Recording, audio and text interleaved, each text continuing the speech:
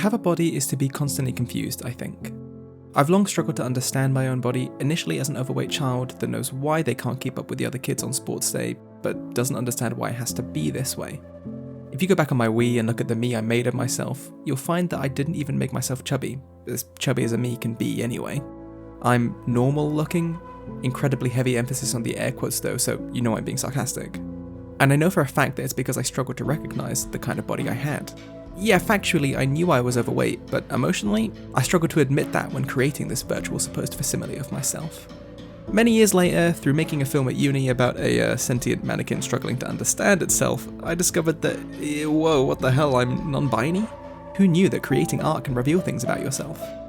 Engaging in art can do the same, and when I covered the original Citizen Sleeper in my essay on bodies and capital last year, I definitely spent some time after it thinking about the ways I related to the idea of having an othered, semi-robotic body.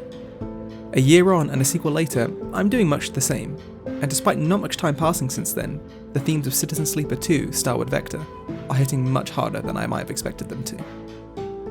Hi, my name's Fiona and welcome to Game Assist. Just quickly before we carry on, if you enjoy the review, maybe consider checking out some of our other videos and subscribing. And because you know I have to say it, leaving a like on the video really helps us out too. If you like the work that we do, whether you're a new or returning subscriber, I'll also not so subtly remind you we have a Patreon you can join for long-term support, and a Ko-fi for one-off donations. With that out of the way, onto the review.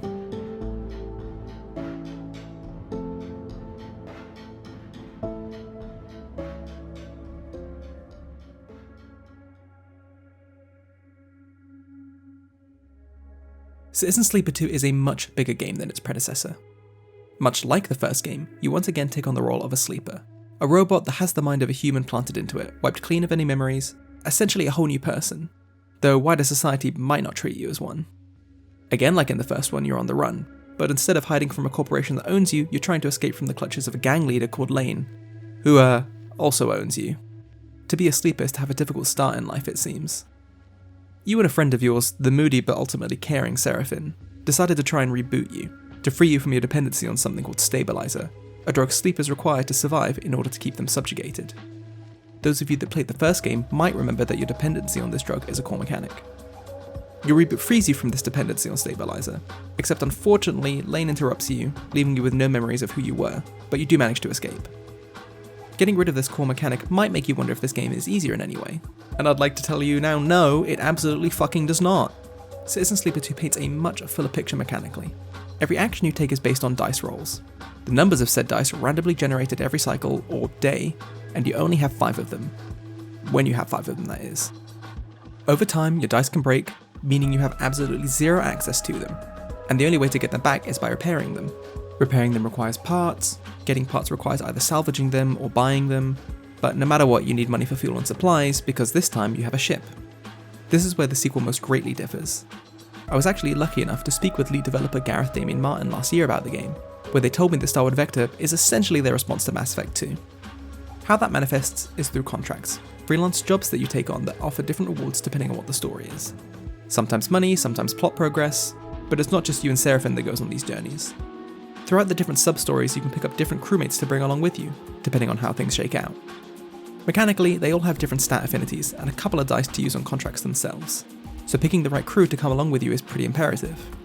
Where the first Citizen Sleeper at times almost felt like a visual novel with the odd dice roll to keep you on your toes, Stardward Vector is something else in its own right, an entire system you could probably build upon for sequels to come, though Martin has already said that there'll be no more Citizen Sleeper video games, only the possibility of a full-on tabletop game.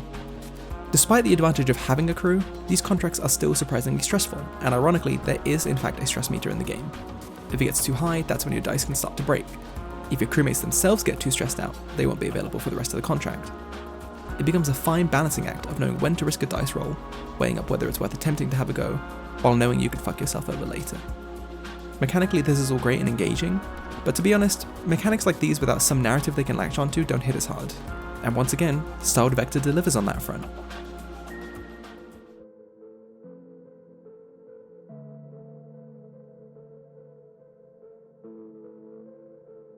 If there's one truth in this world, it is that work sucks.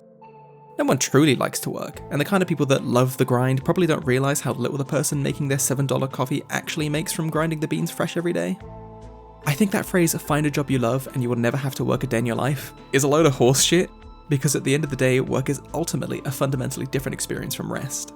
It's especially frustrating and occasionally debilitating when you're doing it for someone else. Stardward Vector doesn't put you in a position where you're working for any one person, but boy howdy does it make you work to stay afloat. You see, the first contract I went on post the tutorial section was a shitstorm. I absolutely flubbed it, and even kinda sorta died. For the sake of not having an existential crisis, I don't want to think about it too hard, but it left me with a permanent glitch, something that can occasionally come up in game, but is typically not permanent. The result is that one of your dice turns into a glitch die, meaning you're much more likely to fail a roll, though we'll come back to my feelings on this in a little bit. That first proper contract was a real hard lesson. You fuck up, you're toast, and it'll be a difficult climb back up. By the end of it, I only had 3 dice total after 2 of them broke. And as mentioned, one of them was now permanently glitched, so how am I supposed to work? If I can't work well, how can I earn money? If I don't have money, how can I buy fuel to get to a new location or buy supplies that are necessary for contracts that again make me the money to continue this loop, this miserable loop? Ironically, the game itself kind of becomes work. I don't mean this in a bad way. That might come across as me saying that the game feels like a chore. It's not that. It's that if you slip at any moment, you as the player will need to put the effort into making sure your sleeper and your crew make it to the next job okay. Isn't that so sad too? That this is a world where so many average people are just focusing on surviving rather than thriving? But I can't quite put my finger on where I've seen that before. While all of this is depressing, there are people in this world that want to make a difference. Eventually you make it to a place called Wellspring, where you're looking for someone, and you find yourself wrapped up in a plot from some disgruntled workers that want a better life for themselves. Well, if you choose to anyway. You can just say no, I'm not interested, I have my own problems, thank you very much. But that didn't feel particularly leftist of me, so of course I offered a helping hand. A lot of thought was clearly put into how such an uprising might take place. It's not just a simple thing of saying to the workers, right, you're striking, off you pop. The story sees you heading out on a contract to turn the workers of a tanker ship run by the local corporation against their overlords so that you can form a blockade. I'm sure that failing this contract means an unsuccessful revolution, a sobering thought, and one I fortunately didn't have to contend with as I did manage to pull it off. Not without some violence of course, but Stardward Vector doesn't say that this violence wasn't necessary. It weighs heavy on the mind of your sleeper, but you can ultimately let them be someone that understands that sometimes you need to be violent to be free, even if that isn't a pretty thought to have. These aren't particularly new concepts to me, yet they're often ones you see in games. Remember Bioshock Infinite and its framing of the Vox Populi, and its leader Daisy Fitzroy, a black woman, and how in another universe their uprising is a violent one, which is treated just the same as the violence used by the ruling class? Yeah, games aren't good at this kind of thing. So I deeply appreciate having these themes in there, even if they're only optional to engage in. The risk of taking action in the narrative sense works so wonderfully with the actual mechanics of the game too. Any dice-based RPG forces you to constantly take risks, as you're leaving every single action up to chance. Like many RPGs, Citizen Sleeper has stat modifiers that help you to mitigate all of that, and generally a roll of 5 or higher completely removes any negative outcomes from the equation. But due to each cycle's set of dice being random, moment to moment you're never guaranteed any particular result, which is why it's so important that this game has consequences that can completely change how you think about playing. As I mentioned earlier, in my run I ended up with a permanent glitch, or more specifically a permanent glitch point, meaning no matter what, each cycle, one of my dice was glitched. To get into the maths of it, that meant that every time I used it, there was a 20% chance of something positive happening, and an 80% chance of something negative happening. Those aren't good odds, and there's even a Steam achievement for getting a purely positive result, which shows you how bad it is. There's a lot of ways you can view this kind of mechanic, and for me, personally, I see it as something akin to a chronic illness or disability. The game isn't saying that people with disabilities or chronic illnesses are incapable of doing anything, but to me it says that doing tasks that others might find easy can be more difficult by comparison. A bad outcome from a glitch die could be seen as parallel to a flare-up of some kind, random, yet quite likely. Get enough bad outcomes and perhaps you end up with another permanently glitched die. And all of this because you're engaging in work that doesn't have the proper accommodations? Narratively, your sleeper starts the game in a worsened condition, your synthetic skin not quite holding itself together. You sometimes lose control of your body because somehow Lane is able to take over. And while mechanically this doesn't crop up immediately, you're still starting in a position where the world will be harsher for you because of your condition. On top of that, with each wrong move, purposeful or not, your condition can worsen, and I couldn't help but see myself in my sleeper because of it.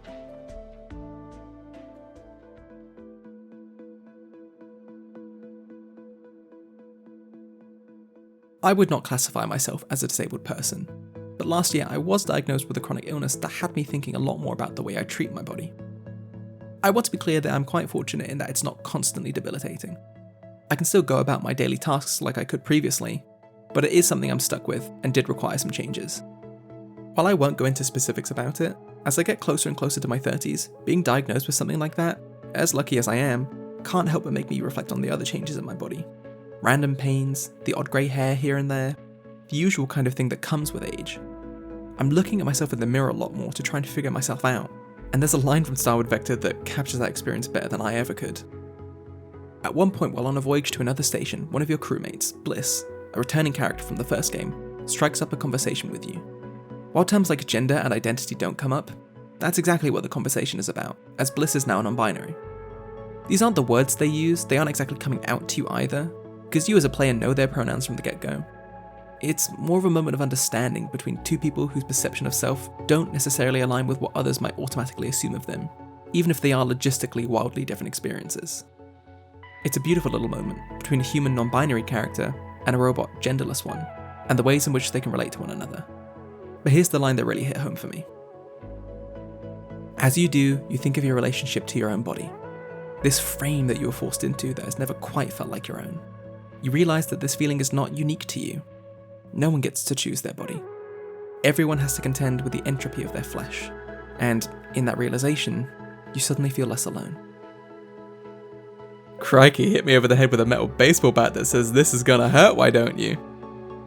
As mentioned, this conversation is more about gender than it is other topics related to the body, but I do think that for your sleeper there is a greater connective tissue there, a link between the discomfort that comes from gender dysphoria and from illness. It's a crossover of feelings I wasn't experiencing when the first game came out, so it feels a bit ironic, perhaps even fated, that Stardward Vector's themes are resonating so specifically with me at this point in my life. And so we come back to that glitch, this mechanic that permanently saddles you with a disadvantage you can literally never get rid of. It's upsetting, yes, though over time it's possible that you can come to accept it as a part of yourself. When I was informed by the game that I would have this glitch point permanently, I was terrified that I'd fucked myself over and would never see a positive result again. For a while that continued to feel true. I only had 2 non-glitch dice I could use, and no parts to get any kind of repairs, so I was constantly weighing up my options. Do I use the glitch die, knowing how likely it is to get a bad roll, even though there's also the chance of something good happening? Or do I wait for the next cycle, and hope that the next rotation will see me through it? I'm not sure I've had quite as stressful an experience like that in a game before, not even something like Bloodborne, which speaks to the power of something as simple as rolling a die. In turn, in my own life, I have to make small choices like that too because of my diagnosis. Will this choice mean I'll get a flare-up, or have I been looking after myself enough that I can take that risk? It's an experience I'm sure many disabled and chronically ill people can relate to. More than that, it's a topic I'm glad was carried over from the first game. Again, when talking about the first Citizen Sleeper, I noted how the mechanics of the game felt akin to the experience of being chronically ill, and I think that feeling is all the more prominent here. In the first game you could improve every stat type, meaning that over time you weren't really at risk of anything going wrong, but in Stardward Vector each class has a specific stat they can never improve, meaning they'll always be at risk of something going wrong. And in fact your odds are worsened too, in the form of whatever dice you choose to use being lowered by 2 points.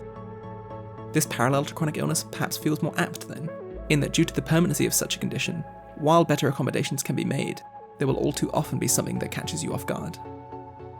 Despite dealing in the fantastical and otherworldly, the impossible even, Stardward Vector feels like an almost uncomfortably reflective mirror image of what it's like to be a person. It works because it understands that when you create a fictitious othered group, you need to base it in real-world experiences, even if you don't use real-world language. And boy, I'm not sure if a game is hit harder because of that very fact.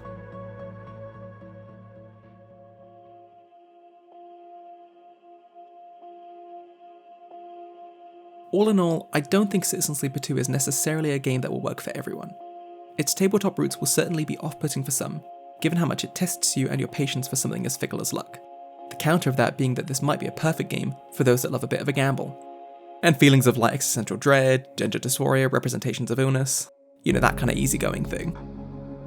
Much like the first game, it offers a world of possibilities, and that too might not click with everyone. If you get lucky enough to see good endings to the different adventures you go on, the world might feel quite optimistic, maybe unrealistically so at points. But don't we need a bit of that right now? Something to point towards as a goal that we can work on together? I don't want to frame this as a hope punk game or whatever. I don't think it is that. Because for every win you get, You might get a loss so devastating, you can't even remember the win. You're not being babied into believing that an entirely better world is possible overnight. Good things take work, and as we all know, work fucking sucks. It's laborious, soul-sucking, sometimes life-threatening. When the work is for something like better rights for workers, or even your own freedom, then maybe it's just worth it. The game's politics might not always be all that eye-opening for those already on the radical side of things. Except that doesn't really matter when they're presented as strongly and uniquely as they are here. As much as it shouldn't be, it is important that these ideas of labour, identity and disability are being presented in a video game, because the wider industry is so royally fucked right now. And I can tell you it's not the workers who are at fault, no matter what people on IHateWokeGames.com are saying. I hesitate to call Citizen Sleeper 2 a necessary game, but it is one I think you should play, primarily because it is not an escape from reality. It is reality, just a different one, an equally sucky one. And games as escapism honestly just feel a bit cowardly to me these days, at least when you're someone that only engages in games in that exact way. Get out of your comfort zone through some shitty dice rolls, have a bad time, work your way up towards a mediocre time. It's okay. Games shouldn't just be about idealistic fantasies. And I think Citizen Sleeper 2 might be the perfect game to push back against that. Thanks so much for checking out our review of Citizen Sleeper 2. It really is quite a special little game that you should have a go at yourself. No two playthroughs are going to be the same. And one more reminder, if you enjoyed the review, please do consider leaving us a like and subscribing, and potentially even joining our Patreon to offer long-term support, or shooting a Ko-fi donation our way. We put it all back into the channel for things like research and even occasionally the games we play. Stay safe and look after yourselves.